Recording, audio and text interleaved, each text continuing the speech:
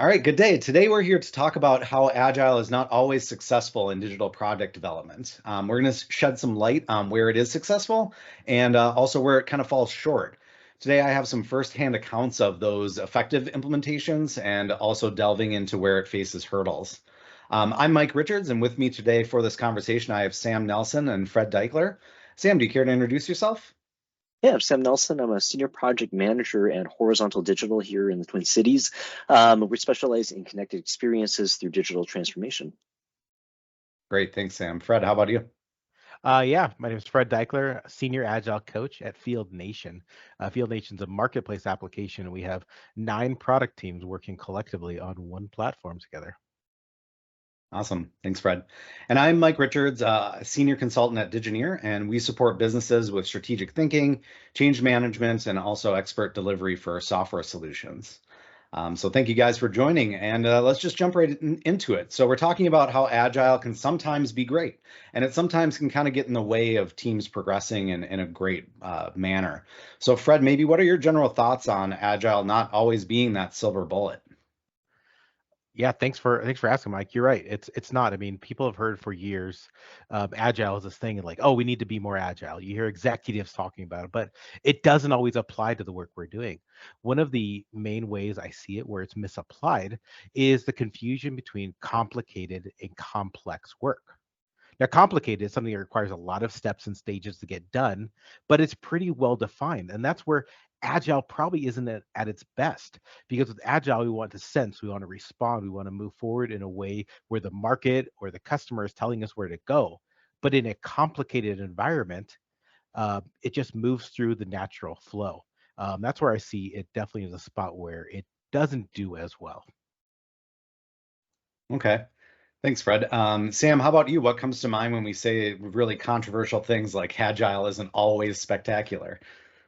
Yeah, I think it's a really powerful tool in like encouraging flexibility and collaboration. As victories really lie in that adaptability and that customer centricity and that iterative process. But I think as we've all experienced, it's not a one size fits all solution. And we have to acknowledge that there's occasional pitfalls. And there are times where that rapid iteration can lead to like scope creep and misalignment of the teams, which is something that I have definitely experienced in many of my projects and why we have our jobs. Yeah, great. I think you guys nailed it. Just even being conscious of the fact that Agile it doesn't just solve all problems, that like any system, is effective in some ways and it isn't in others, and we need to be observant of those and also responding to it when it is kind of falling short. So let's go back to Sam and let's hear maybe a story of where Agile was super great, that it really helped your teams succeed and in their execution. Yeah, it actually kind of touches on what Fred was talking about in the beginning, where we had not a lot of clarity in what we were actually doing. There was a lot of like things that we still needed to discover. So we really were able to rally around that and be able to take this sort of antiquated solution that was in place on this old CMS platform and figure out what we actually needed to build in a redesign and replatform on a more modern headless solution. A lot of feelings internally at the client about it, and it had a lot of history, so there were many different needs that we had to serve. So like we started with the fundamentals of just spikes, figure out what we actually needed to build, figuring out getting that feedback through agile practices. The team was able to conduct frequent user tests throughout the process. We incorporated real-time feedback from all the different user groups, and ultimately it refined everything into a final product that really resonated deeply with the users. That close collaboration between the team members and all the different disciplines that we were working with allowed us to really pivot quickly and address those changing needs and enabled us to proactively and strategically deal with challenges and risks that came up throughout. Awesome. Yeah, I love embracing spikes. Maybe that's another that's a can of worms that maybe we won't open, but I do think that making sure that you're allowing the team to be able to learn and grow and be part of the process, part of the expectation is really an awesome thing to embrace and obviously was successful for you there. Fred, maybe what's the story from you? Yeah, and actually, this kind of plays a little bit into where it didn't work. There's actually a team I was working with. I got there as a new Scrum Master there, and the previous Scrum Master had been very dogmatic in their approach. They use specific words and phrases, and because the Scrum guide says all the time. And so the teams actually got turned off to it. And so when I went there, I started talking about the practices, the events, everything within Scrum. I was met with a lot of resistance. But through one-on-one conversations, everyone was aligned around the agile principles and Scrum values. So what I did is actually moved away from the words and got actually to what we're trying to accomplish with each of these things. The daily Scrum was not about the stand up. It's about, hey, why don't we talk about what we're going to do for the next 24 hours? Like what's getting in the way of us delivering success? The retrospective, it wasn't something for us to come together and complain about things. We actually became like, hey, why don't we take a chance to inspect how we're going about our process? And once I actually removed a lot of the agile and Scrum words from what was going on, everyone started doing and working in a more agile fashion, which is beautiful. And the result of it was a quicker delivery time. And we actually delivered what the customers actually wanted because we were gathering feedback with rapid iterations going out to production so we could find out what was working, what wasn't working. That's great. Yeah, I'm a big proponent when it comes to kind of a positive story of agile. I'm a big proponent of the concept that story points are not ours. A shameless plug, I got another video on my YouTube channel on that topic. It's spectacular. But providing a construct and framing up what story points should mean and why that's super valuable, that the fact that they aren't ours, why that's super valuable. Having a team understand that it always pays off. I had this one team that would frequently, in retros, decide to look at how they pointed stories for that sprint. So they would go through and they would say, we thought this was an 8 and it should have been a 6, and this is maybe why I feel that way. So they started sort of dialing in their estimation and how they would put story points against user stories. And what that resulted with is the team got it just really nailed down, where they had great conversations on why stories were a certain point value so that they understood work in a much more intimate way. And we could become very accurate on, we think we can commit to this number of story points. And it got real accurate to where the team was just able to really dial in and deliver exactly what they committed to and had a high degree of confidence on that, just because they did that analysis of how are we doing on pointing and just kind of refining that as they went. So let's maybe flip the coin and let's talk about the controversial part where we have some Scrum Masters that are saying that Agile isn't always a silver bullet, that it's not always a good thing. So Fred, why don't we start with you? Why don't you talk about a story where you saw Agile fail a team? Absolutely. This kind of gets back to the complicated versus complex situation. Oftentimes, when people are in these situations, um, they think these complicated workflows and complicated deliveries are very complex, and there's that confusion within it because in the complex world, there's so many unknowns, but complicated, like I talked earlier, it's all known. It's just about having that high level of skill to move through. And so I was working with a team once, and it was actually supporting a manufacturing line. And some executive heard about Agile, and they wanted to see like how they could actually deliver things out of their assembly line faster. And the thought was like, okay, let's be agile about it. Let's have people get away from their specialties of their role and actually go do whatever, which is great. I mean, in a software team that's complex, you want T-shaped developers, those that have this nice breadth of knowledge around the entire stack of what the team's working on, but they also have a depth of maybe something specific. Then when you get into manufacturing, the people there, they need to be eye-shaped because they know these machines, they know these models so well that it actually becomes efficient by actually working it through. And so when they tried to apply Scrum or Agile, it was actually Scrum specific. It was actually a catastrophic failure because people didn't know what was expected of them because everybody was trying to do everything all the time. And so there was this no direction, no sense of purpose. It was just utter chaos. Yeah, I think that's a great example, and maybe not specific to manufacturing either. I can think of some analogous situations that had nothing to do with manufacturing, where that T-shaped thing can get in the way. Sam, what about you? Maybe what's the story that you can share about when Agile fell down a bit? Yeah, I think it's really around education and the coaching opportunities that exist within Agile and making sure that everyone is aligned. We had a team that struggled with this process and became very disjointed due to constantly changing and unclear project goals, differing opinions on how we should be implementing and doing things within that Agile process. And there was really a lot of like discourse in there. As you could tell, it probably didn't only hinder our progress, but it also left the team members feeling like really overwhelmed and very demotivated. The client relationship started to really suffer from it as well, and it just really started to spiral. So it was really crucial to recognize that Agile encourages that flexibility, but proper scope management, clear communication, and collaboration and alignment are vital to keeping teams on track and preventing that burnout in those rough situations like that. So really taking the time to pause, redefine and realign around what your expectations are as a team and what your processes should be, such as like, how do you author tickets? Who is responsible for moving things through gateways?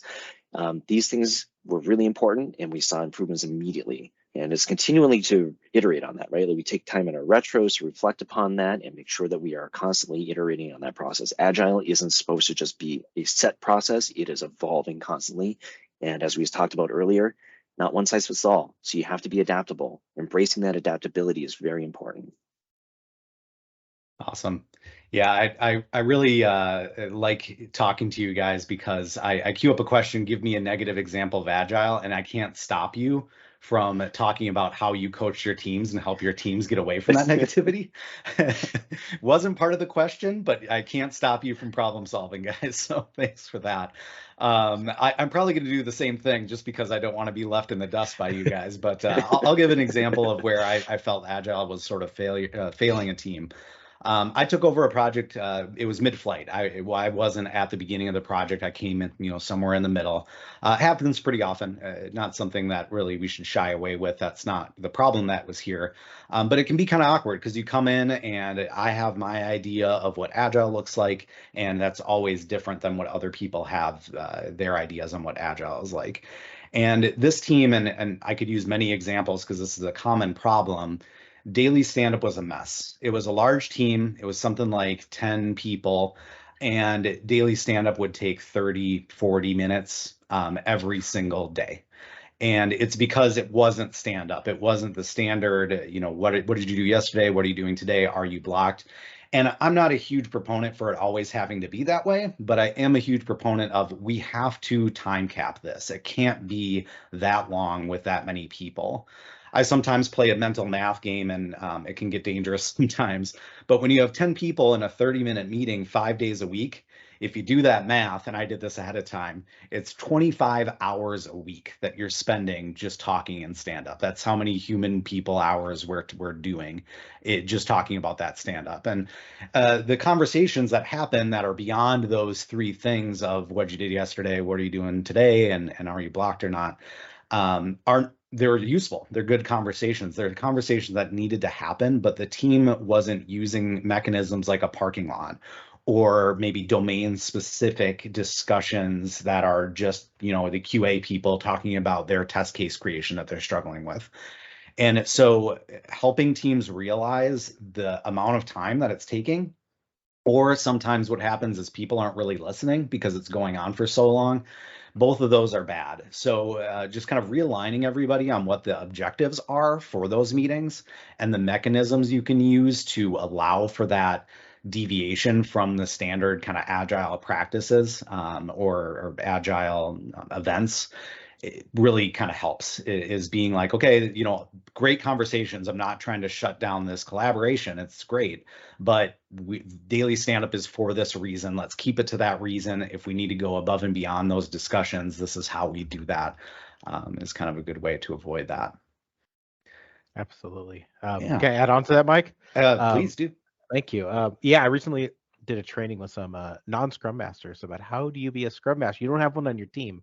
And one of the cool things event that I did within this was I had for the different events that go on in the Scrum calendar or in our sprint, I asked them to each take one of these events and say, why don't you write down what are the success indicators and the anti-patterns? And all those things you talked about are some of the things that they identified in the anti-pattern space. But it was great having them research it and then teach it back. So it wasn't the Scrum Master, it was actually the team member realizing things because I know it's going to be more powerful. They're going to own it instead of the Scrum police coming in and saying, nope, Scrum guide says 15 minutes. We do 15 minutes, says inspection towards the goal, and we do that. It's great because then, they become self-managed towards that improvement, which, thanks for letting me add on to yours, Mike.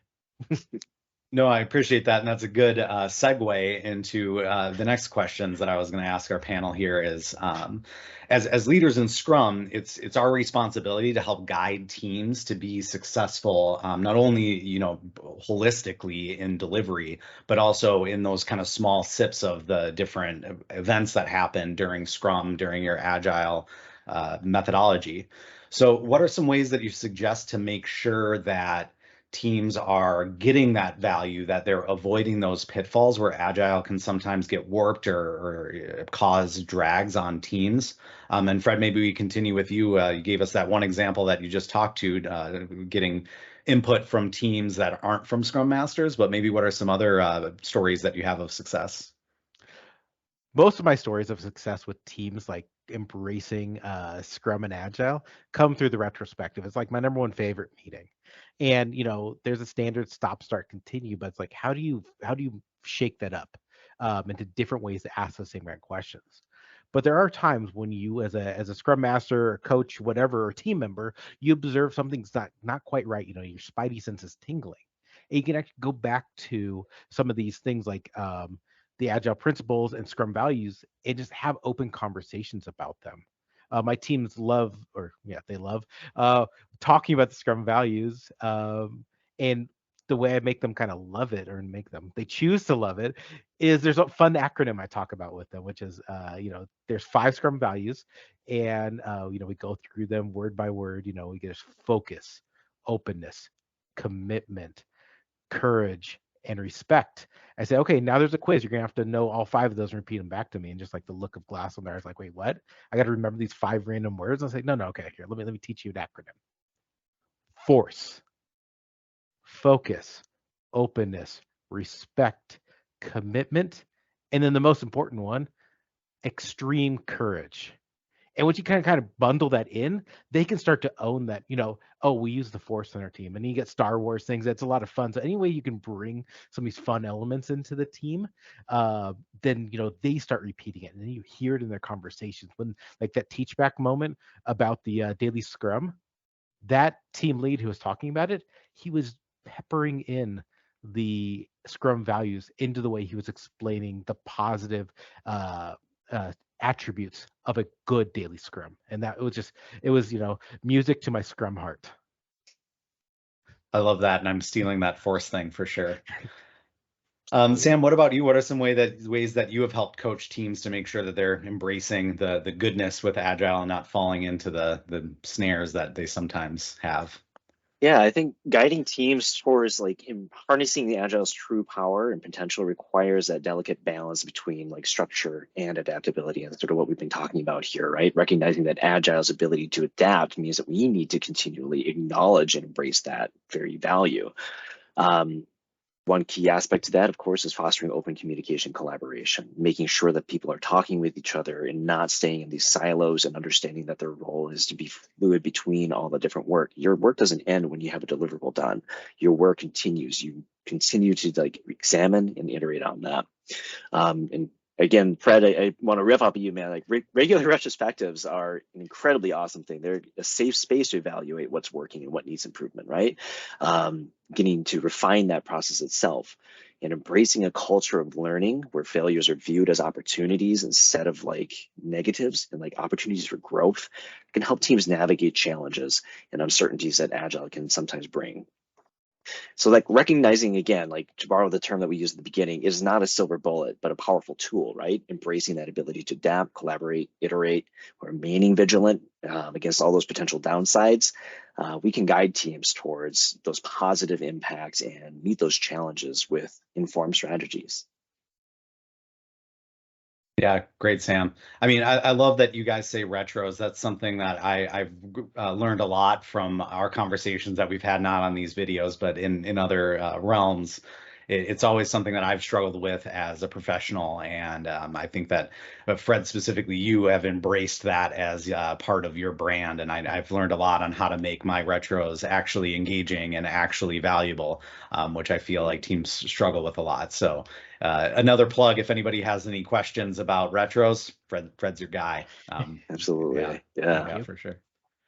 I think for me, helping teams through kind of embracing Agile and making sure that they're not falling down on it, it borrows from kind of what you guys are talking about is that you need to assume that everybody understands Agile differently. The Scrum values that Fred said, I bet probably 90% or more of people that are doing Scrum have no idea what Scrum values are. Like they've never read them, or maybe they did once. It's certainly not something that they visit. So I encourage teams that when we're practicing Agile, have them talk about what that means to them. Like, why is Agile good? Like, where maybe are some stories of success that individuals on teams have seen with Agile, and make sure that they are expressing themselves what they think a retro is, like what they think they need to do going into it, what they expect to get out of it. It's level setting what that means to that particular team, and embracing that it is different. That as the Scrum Master of a team, you should not be dictating what Scrum or Agile means to that team. That team should be defining that and refining it. Like you said, Sam, you need to revisit this stuff in retros. You need to make sure that you're refining your approach to meet the product, meet the team, meet the personalities of the people that are on there, and making sure that you're talking about it, that you aren't just moving through the motions and being like, all right, we're doing a retro, here we go. You need to make sure that people understand, again, what you need to bring to the table at that retro, what people should expect to get out of it. And if there's a disconnect there, we need to talk about it. And we need to make sure that we have that alignment on what people are wanting to put in and get out of Agile. Absolutely. I think that kind of goes back a little bit to like our previous discussion, right? How do we embrace culture within our teams and within our organization? And that's really an important part of like understanding how we're all going to operate together, right? You can see that like it has to be adaptable. Everybody's different. So we need to recognize that and really talk through it and make sure that we are aligned and understand how each person does want to contribute and make an impact on that process. Yeah, awesome. Well, as far as the conversation goes, it was great kind of getting some stories from both of you on where Agile has been super successful, where maybe it's fallen down, and especially, again, hearing the problem solving on when things go a little bit sideways, how you can dig yourself out, help teams out of those kind of bad practices. Sam, any kind of closing thoughts on sort of your perspective on Agile, where we need to go with it as a practice, where teams need to focus on Agile and maybe even abandon some parts of Agile?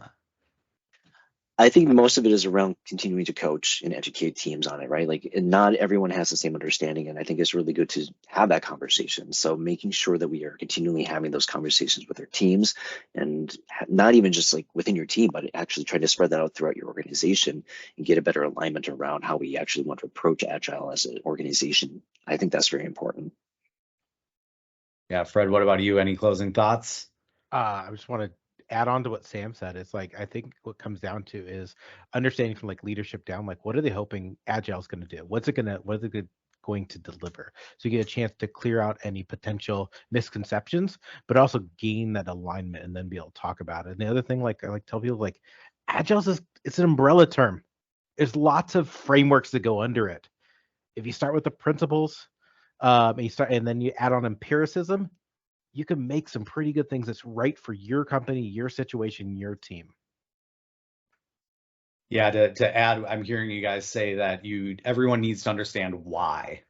Agile for the sake of just doing something is not a good reason. People need to understand why you're doing things.